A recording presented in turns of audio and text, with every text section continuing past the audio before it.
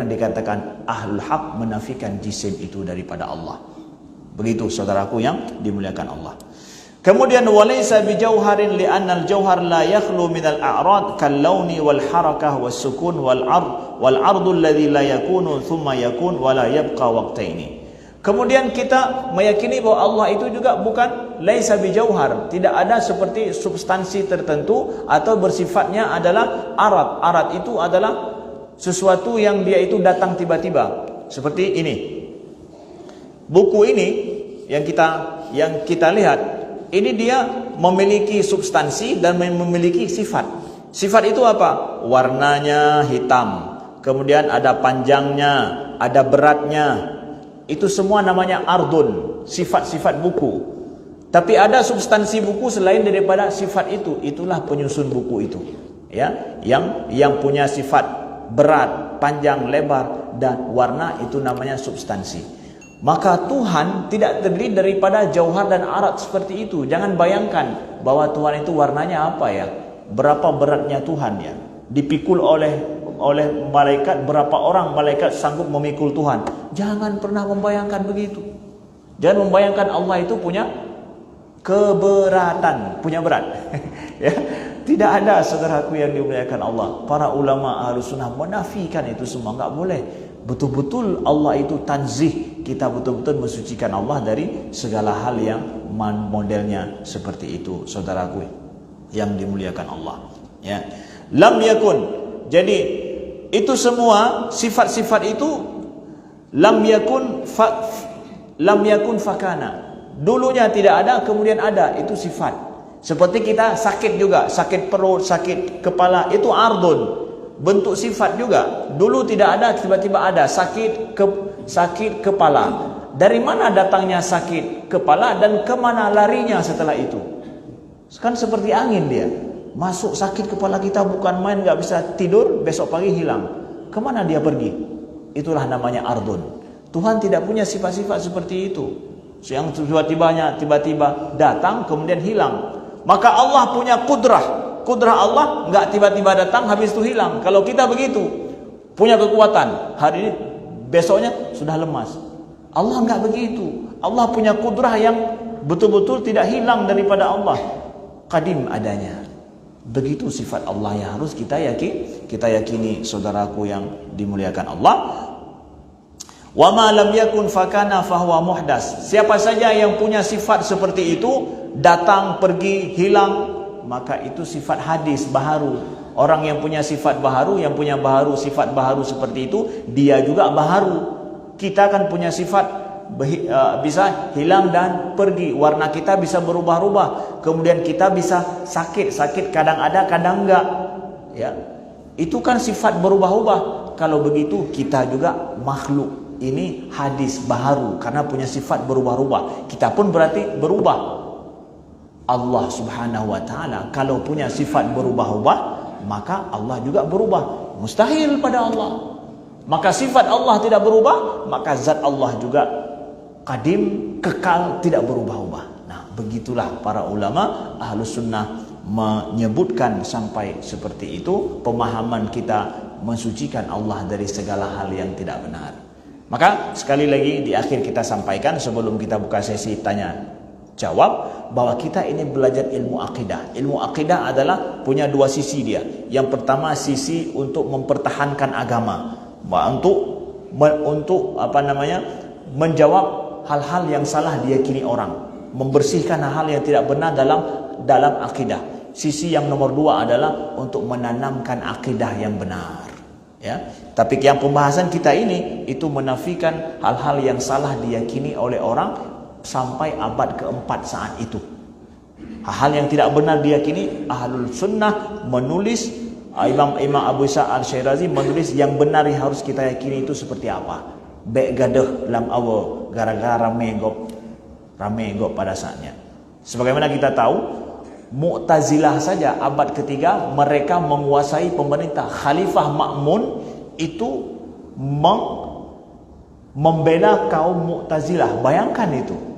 Pemerintah itu membela kaum Mu'tazilah yang sesat. Bayangkan bagaimana fitnah pada saat itu. Bagaimana kedudukan ahlu sunnah? Mereka harus menulis, harus membela agama ini.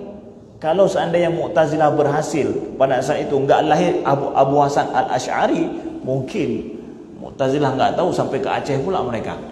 Kita pun na'udzubillah bisa jadi begitu. Tapi Abu Hasan al-Asy'ari lahir, beliau menjawab semua kesesatan yang dibuat oleh kaum Mu'tazilah walaupun mereka penguasa pada saat itu. Beliau jawab. Makanya dikatakanlah beliau adalah pelopor ahlu sunnah. Pelopor dari sisi bukan membuat akidah ahlu sunnah seakan-akan beliau buat sendiri. Enggak, beliau buat sendiri. Mana ada, kan dari Quran dan sunnah, daripada para sahabat dan salaf. Tapi hebatnya beliau di mana? Beliau mampu menjawab sekte-sekte yang banyak itu, beliau jawab semua. Sisi ini yang hebat beliau. Sehingga Mu'tazilah punah. Hari ini enggak ada yang mengikuti mereka, kelompok khusus tidak ada lagi. Hanya karya-karyanya saja. Kami diajarkan membaca karya-karya orang Mu'tazilah itu, tapi karyanya saja yang tinggal. Untuk melihat, oh ini hasil pemikiran mereka dulu ya. Itu luar biasa ensiklopedi orang Mu'tazilah itu. Qadhi Abdul Jabbar sampai 19 jilid. Itu ahli Mu'tazilah di masanya. Itu 19 jilid dikarang kitab akidah mereka. Bayangkan hebatnya mereka pada saat itu. Tapi itu semua dijawab oleh Imam Abu Hasan al-Asy'ari. Punah mereka. Secara akidah mereka enggak ada yang meyakini. Kenapa? Keropos semuanya. Setelah dijawab. Gimana cara menjawabnya? Ini diantaranya seperti pakai logika, pakai dalil. Pakai logika, pakai dalil terus begitu. Ini manhaj ahlu sunnah, Bapak Ibu sekalian. Baik, ada yang bertanya silakan. Silakan. Waalaikumsalam warahmatullahi wabarakatuh. Tadi kita bahas mengenai isim, tapi dalam Quran ada kalimat astawa dan aras dan lainnya. Ya. Apa ya? Ya. Baik. Tadi kita bicara masalah jisim, tapi dalam Al-Quran ada istawa dan arash. Jadi apa itu? Arash itu Allah sebutkan Rabbul Arshil Azim. Dialah Allah, Tuhan yang menciptakan arash, ya kan? Arash itu berarti apa? Rabbul Arsh. Allah menyebutkan Rabbul Arsh. Allah itu siapa? Rabbul Arsh. Begitu juga Allah itu Rabbul Alamin. Allah Rabbul Arsh, Allah juga Rabbul Alamin. Jadi arash itu ciptaan bukan? Ciptaan ya. Alamin ciptaan. Berarti arash itu ciptaan. Kalau ditanya arash itu apa? Ciptaan. Lalu istawa itu apa? Yang bertanya ini dulu Imam Malik juga ada yang nanya seperti ini. Istawa itu apa? Apa jawaban Imam Malik? Istawa itu maklum. Ya. Iman kepada istawa itu wajib. Mempertanyakan itu bid'ah. Itu jawaban Imam Malik. Mempertanyakan istawa itu bid'ah. Siapa yang jawab itu? Imam Malik. Jadi mau kita jawab apa itu? Imam Malik aja nggak jawab. Siapa kita? Imam Malik siapa? Para ulama salaf bukan? Ulama salaf kan? Iman bahwa Allah istawa alal arash, wajib beriman. Mempertanyakan lalu istawa alal arash itu apa? Bid'ah. Membahasnya lebih bid'ah lagi enggak? Coba dulu. Gimana? Mempertanyakan itu apa? Bid'ah. Menjawabnya bid'ah 2 kali. Manhaj mana ahlu sunnah salafus soleh. Imam Malik begitu. Maka hari ini ya, kalau ada yang mempertanyakan istawa dan membahas panjang lebar tentang istawa, kami mengatakan itu adalah bukan manhaj ahlu sunnah begitu. Imam Malik aja ditanya siapa Imam Malik, gurunya Imam Syafi'i. Beliau enggak menjawab. Engkau wajib beriman Allah istawa alal arsh, wajib beriman.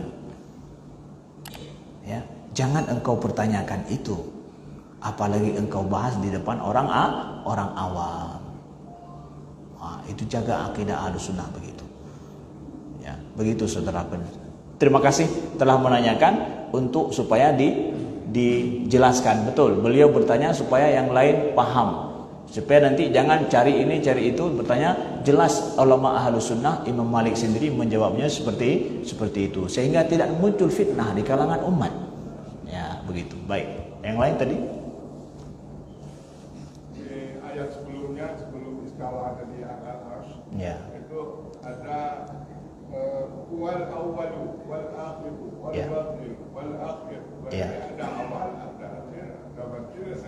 Mohon penjelasan. Baik, bagus ya.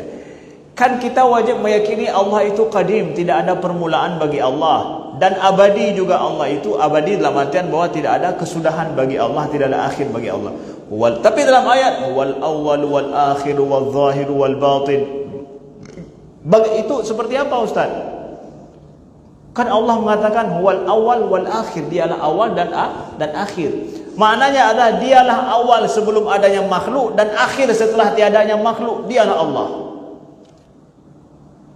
Ya, dialah Allah. Sebelum ada makhluk, yang pertama adalah Allah ada. Allah telah ada. Karena pertama dan akhir itu berlaku bagi makhluk. Sejak kapan kita ada? Setelah saat kita ada Allah enggak? Sebelum kita ada. Dia yang pertama ada. Bukan berarti bahwa menunjukkan bahwa Allah punya permulaan, bukan. Huwal akhir, dialah yang akhir setelah makhluk ini tiada, Allah juga yang ada. Nah, itu maksudnya. Ya, bukan untuk menyatakan bahwa Allah punya awalan, punya akhiran. Setiap ada awalan, ada akhiran berarti terbatas. Tidak pernah dan tidak boleh sama sekali kita meyakini ada sesuatu keterbatasan pada Allah Subhanahu wa taala. Betul-betul Allah itu dalam pikiran kita murni, dia itu Allah Subhanahu wa taala itu tidak kekurangan sedikit pun. Sempurnanya bukan main. Nah, begitulah ulama Ahlussunnah menjaga tanzih kesucian Allah Subhanahu wa taala dari segala bentuk persepsi yang ada kekurangan. Gak boleh ada kekurangan pada keyakinan kita pada Allah Subhanahu wa taala. Baik, ada yang lain? Silakan Abu. Assalamualaikum warahmatullahi wabarakatuh. Waalaikumsalam.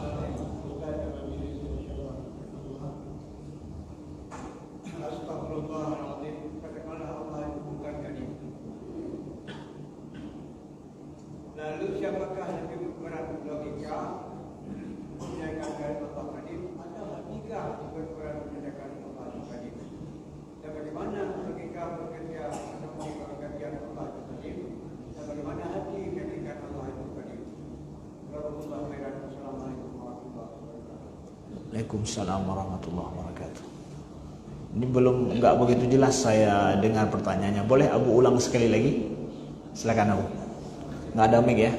Katakanlah Allah itu bukan kadim. Nauzubillah ya. Astagfirullahaladzim. Kalau ada orang yang bilang, kita bilang begitu. Iya. Ya. Lalu logika bagaimana bekerjanya? Siapakah berperan logikakah atau hatikah bekerja melakukan kajian yang menjadikan Allah itu kadim? Dan bagaimana pengkajian logika yang akan Allah kadim? Ya, baik. Dan bagaimana pula hati melakukan kajian yang menjadikan Allah Baik. kadim? Baik. Terima kasih ya Bu. Ya, Masya Allah. Good. Kalau ada yang mengatakan bahwa Allah itu bukan qadim, bagaimana logika bekerja untuk menyatakan Allah itu qadim, dan bagaimana hati bekerja Allah itu menyatakan Allah itu qadim? Nah, baik. Semalam sudah kita sampaikan bahwa Allah itu, ulama Ahlussunnah, Ahlul Haq menyatakan Allah itu punya sifat qidam, qadim adanya. Apa arti qadim? Qadim itu adalah mala awwala lahu liwujudihi, yang tidak ada permulaan bagi adanya. Keberadaannya itu enggak memiliki permulaan, selalu ada. Enggak bisa dia dikatakan kapan dia ada, enggak ada. Enggak bisa ditanyakan seperti itu. Qadim adanya. Bagaimana logika menyebutkan bahwa Tuhan ini adalah qadim? Sesuatu yang bukan qadim berarti hadis baru. Nah, jadi lawan qadim hadis. Jadi ulama Ahlussunnah pakai logika menyatakan Allah itu qadim adalah Kalau seandainya Allah itu bukan qadim, berarti lawannya apa? Hadis. Kalau ada orang mengatakan bahwa Tuhan itu enggak qadim, berarti hadis dong. Hadis itu maksudnya baharu. Baharu itu artinya apa? Ada sebelumnya tiada.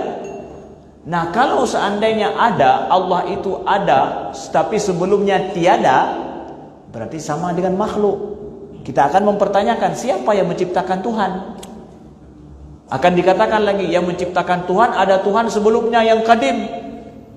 Tuhan sebelumnya juga tidak qadim. Kita tanya lagi, Tuhan sebelum itu siapa yang menciptakannya? Karena dia dulunya tiada, kemudian ada.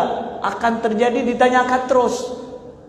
Tuhan yang sebelumnya itu menciptakan Tuhan ini, akan ditanyakan terus. Nah, Tuhan yang menciptakan itu qadim atau enggak? Hadis juga ditanya lagi, Tuhan itu siapa lagi? Terus akan ditanyakan sampai terjawab. Tuhan yang menciptakan Tuhan-Tuhan semua itu adalah yang qadim. Qadim apa? Yang tidak pernah diciptakan. Memang dia pencipta saja tanpa menciptakan. Itu baru berhenti pertanyaan di situ. Maka ini dikatakan bahwa tasalsul. Kalau seandainya kita tidak meyakini Allah itu qadim adanya, maka akan terjadi rentetan pemikiran yang panjang, nggak akan berhenti. Nah, seperti ya, misalkan taruh kartu begitu. Kartu yang panjang begini, ya, panjang terus begini. Ketika satu roboh begini, ya, kita akan tanya terus, siapa yang menyebabkan dia ini roboh? Pam, jatuh misalnya begini. Gara-gara kena ini jatuh. Yang ini ada yang menjatuhkan terus. Penyebab dia roboh semua. Yang terakhir mesti gara-gara dia yang merobohkan ini. Kalau ada yang merobohkan dia lagi, kita tanya lagi, siapa yang merobohkanmu? Yang menyebabkan kamu bisa roboh. Terus begitu sampai ada satu kartu yang terakhir. Ini kartu yang memulai pertama robohnya kartu yang lain. Mesti ada yang akhir satu, yang dia itu tidak dirobohkan tapi bekerja merobohkan saja. Logika begitu. Kalau ini semua makhluk diciptakan, oke, mesti ada yang terakhir yang menciptakan tidak diciptakan. Itu penyebab awal. Itulah dalam bahasa filsafat disebut prima causa, sebab yang pertama. Tidak ada yang menyebabkan dia, tapi dialah penyebab dari segala sesuatu. Tuhan begitu. Logika bermain seperti itu. Terus kalau logika mengatakan demikian adanya, hati dalam pemahaman ulama Islam, hati sama akal itu nyatu, dia nyambung. Kalau akal murni mengatakan betul adanya, hati terima dengan lega. Nah, itu dia. Ya, dalam Islam. Nah, begitu, Bapak. Jawaban logikanya. Ya. Siapa yang berperan logika dengan hati? Siapa yang berperan? Kedua-duanya berperan. Di dalam Islam kedua-duanya berperan. Hati harus berperan dalam kita berakidah, kemudian juga logika berperan. Kedua-duanya diciptakan Allah ibaratkan pasangan dua elemen yang membantu untuk hidup kita. Makanya jangan pernah bertentangan antara hati dengan pikiran. Itu stres hidup itu. Ya, betul-betul stres hidup. Kalau ada bapak-bapak ibu sekalian bekerja di suatu instansi, suatu tempat yang pikiran dengan hati bentrok, musibah hidup itu. Tapi apa yang kita pikirkan sesuai dengan hati kita. Wah, itu nyaman sekali hidup. Betapapun capek kita kerja, tapi hati dengan pikiran itu jalan sama. Puyekeun lihatnya pikiran ikan. Puyekeun pikirannya nanti ikan. Pernah enggak merasakan begitu? Hati sama pikiran enggak nyatu. Musibah hidup itu. Maka umat Islam jaga betul itu keseimbangan antara pikiran dengan hati. Baik, terima kasih. Ya. Menyangkut yang hari ini, Ya. ada istilah rububiyah, uluhiyah, asma wa sifat. Ya. Yang satunya ada sifat 20 sampai sekali 50 dan seterusnya. Ya. Yang pertanyaannya kenapa ini timbul? Yang satu. Yang kedua dalam kitab yang pernah saya dengar, bukan baca ya. Betul. Belajar, Ya. antara ulama yang meyakini uluhiyah, rububiyah, asma wa sifat dengan ulama yang meyakini sifat 20 saling menghormati. Kenapa Keduanya ini dengan istilah yang satu Wahabi, yang satu bid'ah. Ini yang sering terjadi di masyarakat. Betul. Dan debat panjang ini. Betul. Kenapa? Bagus ya. Pertanyaannya bagus. Dan ini masuk dalam pembahasan masalah sifat pada pertemuan yang akan datang nih. Masuk masalah sifat al-ilmu, iradah terus begitu ya. Nah, bagus. Tapi saya jawab pertanyaan ini adalah sekilas aja dulu ya. Bahwa kenapa ada klasifikasi itikat 50, ada sifat 20 ya. Kemudian ada juga yang mengatakan bahwa tauhid itu dibagi rububiyah, uluhiyah, asma dan sifat. Ada orang-orang yang meyakini tauhid rububiyah dan uluhiyah, asma dan sifat ada pertentangan dengan yang meyakini itikat 50. Kenapa itu Ustaz? Nah, bagus pertanyaannya dan insyaallah pembahasan panjang pada pertemuan yang akan datang bahwa itikat 50 atau sifat 20 yang sering kita dengar itu adalah klasifikasi para ulama dalam ilmu akidah, ilmu tauhid. Ingat, itu klasifikasi adalah bentuk daripada dibuat supaya memudahkan untuk belajar. Al-Quran tidak ada mengatakan sifat ini, sifat itu dibagi ini, dibagi itu. Tapi ulama datang mengklasifikasikan persis seperti rukun dan juga syarat solat. Ada enggak rukun dan syarat solat? Hadis rukun dan syarat solat, Nabi mengatakan arkanus solah. Enggak dapat hadisnya begitu. Ya. Begitu juga arkanul wudu. Baca hadisnya enggak ada yang menulis arkanul wudu, tapi ulama datang mengklasifikasikan rukun salat, syarat salat. Kenapa? Untuk memudahkan pembelajaran dalam sebuah ilmu. Bisa dibagi-bagi babnya. Kemudian Imam Al-Bukhari ya, beliau membuat bab-bab juga hadis beliau. Memangnya Nabi, para sahabat dalam menulis hadis dulu ada buat bab? Enggak ada. Itulah namanya ketika Imam Bukhari datang, beliau buat hadis ini bab masalah ikhlas, hadis-hadisnya ini, bab masalah ini, hadis-hadisnya ini. Sehingga muncullah namanya kemudian ilmu hadis. Gara-gara sudah dibuat klasifikasi yang disiplin ilmu seperti itu, jadilah sebuah ilmu. Dalam ilmu akidah juga begitu.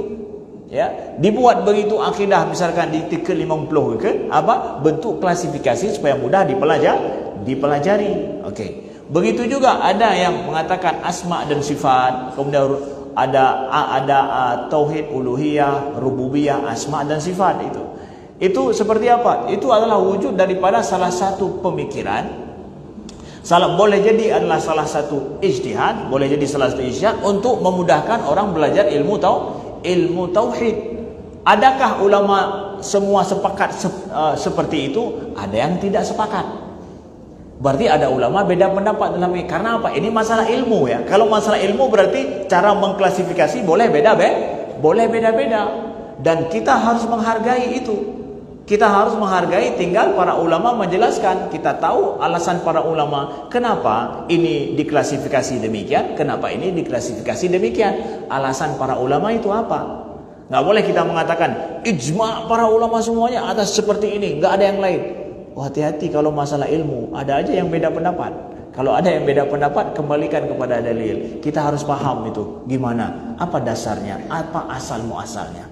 Bahkan kalau kita tanya, apakah Imam Abu Hasan Al-Asy'ari ada mengatakan itikat 50? Enggak ada dalam kitab Imam Abu Hasan Al-Asy'ari. Siapa juga yang buat itu? Adalah para ulama mutaakhirin, karena mereka terus menyempurnakan bagaimana klasifikasi ilmu. Sampai hari ini ilmu hadis apakah sudah berhenti? Enggak berhenti. Klasifikasi ilmu hadis, ulama Al-Azhar tempat kami belajar masih terus mereka membuat klasifikasi ilmu hadis yang semakin rumit.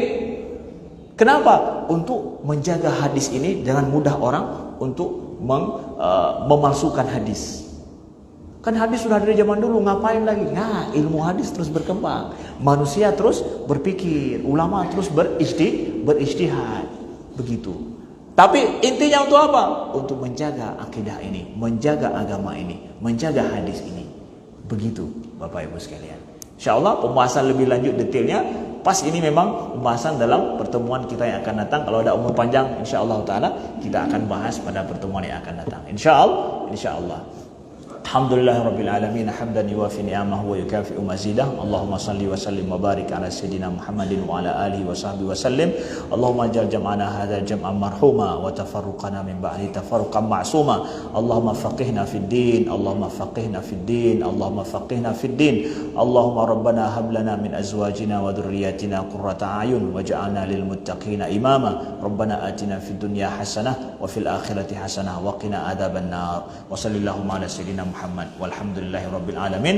Aqulu qawli hadza wa astaghfirullah li wa lakum wallahu a'lam wa nisbatul ilmi ilahi aslam. Wassalamualaikum warahmatullahi wabarakatuh.